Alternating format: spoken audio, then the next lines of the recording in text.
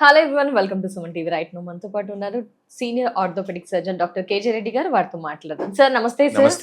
Sir మోకాలు నొప్పులు రాగానే వారంతటి వారు డెసిషన్స్ తీసుకొని పెయిన్ కిల్లర్స్ కి వెళ్తున్నారు. అండ్ చూసుకుంటే కనుక కాల్షియం సప్లిమెంట్స్ కూడా తీసుకుంటున్నారు. ఓవర్ ది కౌంటర్ మెడిసిన్స్ వాడుతున్నారు. అది ఒకరు వాడారని, ఇన్స్టాలో చూసారని, సోషల్ మీడియాలో చూసారని, మంచి బెనిఫిట్స్ అని పక్కింటి ఆవిడ ఎదురింటి ఆవిడ వాడారని వాడేస్తూ ఉన్నారు. సార్ ఇది ఎంత వరకు సురక్షితం, కరెక్ట్ ప్రాసెస్ అంటారు సార్? అది కరెక్ట్ కాదు. సెల్ఫ్ మెడికేషన్ అనేది మంచిది కాదు. ఒక్కొక్కసారి సీరియస్ కాంప్లికేషన్స్ అవుతా ఉంటాయి. Specially pain medication over the counter తీసుకోవడం మంచిది కాదు. క్రానిక్ పెయిన్ కిల్లర్స్ వాడడం వల్ల ఏమవుతుందంటే కిడ్నీ డ్యామేజ్ అవుతుంది, లివర్ డ్యామేజ్ కావడానికి ఉంటుంది. మేము చాలా మంది చూస్తూ ఉంటాం, అంటే క్రానిక్ పెయిన్ కిల్లర్స్ వాడుతూ ఉంటారు. ఎందుకంటే డాక్టర్ దగ్గరికి వెళ్తే ఆపరేషన్ చేయించుకోవాలి, ఆల్రెడీ చూసింటారు, మీకు ఆపరేషన్ అవసరం ఉందని చెప్పింటారు.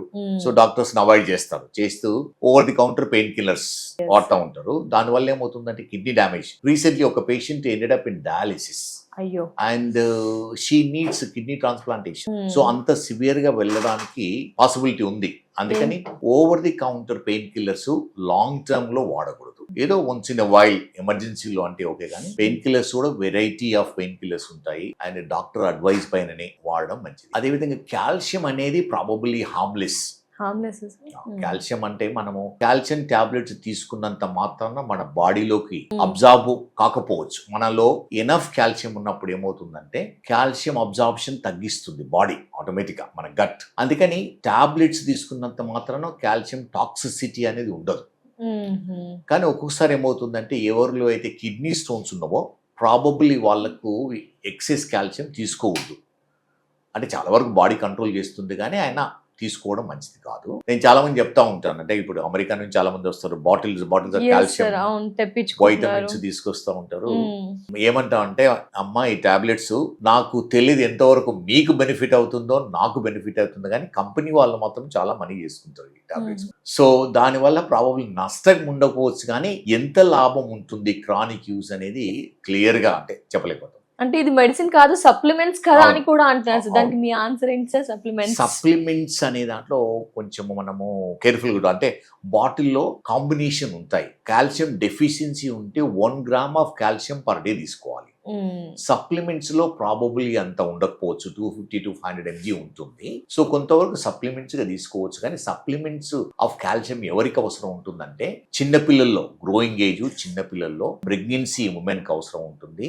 తర్వాత లాక్టేటింగ్ ఉమెన్ ఎవరైతే మిల్క్ బ్రెస్ట్ ఫీడింగ్ చేస్తూ ఉన్నారో మదర్స్ కు చాలా ఇంపార్టెంట్.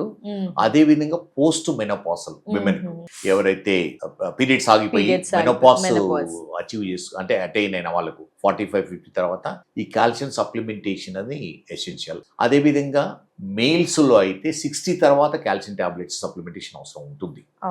మన రొటీన్ ఫుడ్ లో ఉన్న దానికంటే సప్లిమెంటేషన్ అవసరం ఉంటుంది. కానీ హెల్దీ పర్సన్ కు probable regular coffee, milk products, పెరుగు తీసుకున్న వాళ్ళకు ఈ సప్లిమెంటేషన్స్ అవసరం ఉండదు. అవునా సార్, చాలా హెల్త్ ఫ్రీక్ పెరిగిపోయింది సార్ జనాల్లో కూడా. అవేర్నెస్ కూడా చాలా వచ్చేస్తుంది. అయితే దీంట్లో ప్లాంట్ బేస్డ్ అని కూడా ఎక్కువగా అట్రాక్ట్ అవుతుంది. దీని గురించి మీ ఆన్సర్ ఏంటి సార్? ఇప్పుడు ఎలా అంటే కొందరు వెజిటేరియన్స్ ఉంటారు, చాలా మెడిసిన్స్ కూడా ఇప్పుడు లేబుల్ చూస్తే గ్రీన్ ఉంటుంది.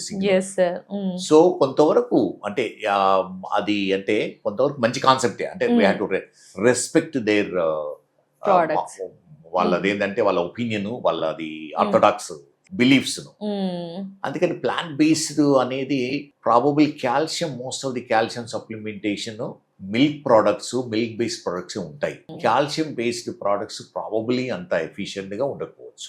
ఓకే సార్, అంటే మోకాళ్ళకి సంబంధించి ప్లాంట్ బేస్డ్ అలాంటి వాడడం కూడా డాక్టర్ ఆధ్వర్యంలో తెలుసుకొని ఏంటి పెయిన్ వచ్చినప్పుడు అలా చేస్తే బెటర్ అంటారు ఆల్వేస్. ఎందుకంటే any medication, long term medication అన్ని అండర్ సూపర్విజన్ వాడాలి. షార్ట్ టర్మ్ మెడికేషన్ ఏదో తలనొప్పి వస్తుంది, ఫీవర్ వచ్చింది, టెంపరీ అంటే మేబీ ఆ నైట్ లో వన్ డే బెనిఫిట్ కొరకు. కానీ మోర్ దెన్ ఫ్యూ డేస్ అయింది అనుకోండి, డాక్టర్ అడ్వైస్ చాలా ఈ రోజు రేపులో చాలా ఈజీ. డాక్టర్ అంటే so many doctors are there. స్పెషలిస్టే కావాలని లేదు, జనరల్ ప్రాక్టీషనర్ దగ్గరికి వెళ్ళొచ్చు. ఎనీ డాక్టర్ దగ్గరికి వెళ్ళి అడ్వైస్ తీసుకోవడం అనేది మంచిది. ఇదంతా ఒక ఎత్తు అయితే ఎవరికి వారుగా ఇంట్లో టిప్స్ ని రకరకాలుగా వాడుతున్నారు. ఇప్పుడు మీరు చెప్పే టిప్స్ వాడతారు, హలోపతి ఆయుర్వేదం చెప్పే టిప్స్ వాడుతూ ఉంటారు. మోకాలు జాగ్రత్తగా ఉండాలి, గుజ్జు పెరగాలని, చింత గింజలని, పసుపు అని, ఇలా రకరకాలుగా హోమ్ ఇంగ్రీడియంట్స్. దీని ద్వారా తప్పు చేస్తున్నారా? రైట్ వేలో పెడుతున్నారా, కొంతవరకే ఉపశమనం లభిస్తుందా, ఏంటి అంటారు సార్? ఇంకా ఎక్కువ డ్యామేజ్ అవును చేసుకుంటారా? అవును మీరు అన్నట్టు ఈ రోజు రేపులో సోషల్ మీడియాలో చాలా ఉంది న్యాచురల్ ట్రీట్మెంట్స్ Yes, అని, sir. న్యాచురల్ రెమెడీస్ అని. ఆయుర్వేదం అంటే మన ఇండియాలో ఆయుర్వేదం ఎప్పటి నుంచో ఉంది. There is some science in behind it. ప్రతి ప్రోడక్ట్ లో దేర్ ఈస్ న్యూట్రియంట్స్ ఉంటాయి. అంటే Yes. ఫార్మసిటికల్ తీసుకొచ్చే వాళ్ళు కూడా ప్రాబబ్లీ ఆ ప్రోడక్ట్స్ నుంచే తీస్తూ ఉంటారు. Mm.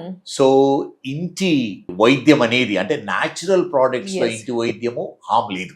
లేదు. అది ఎంతవరకు హెల్ప్ చేస్తుంది అనేది డిఫికల్ట్ టు సే.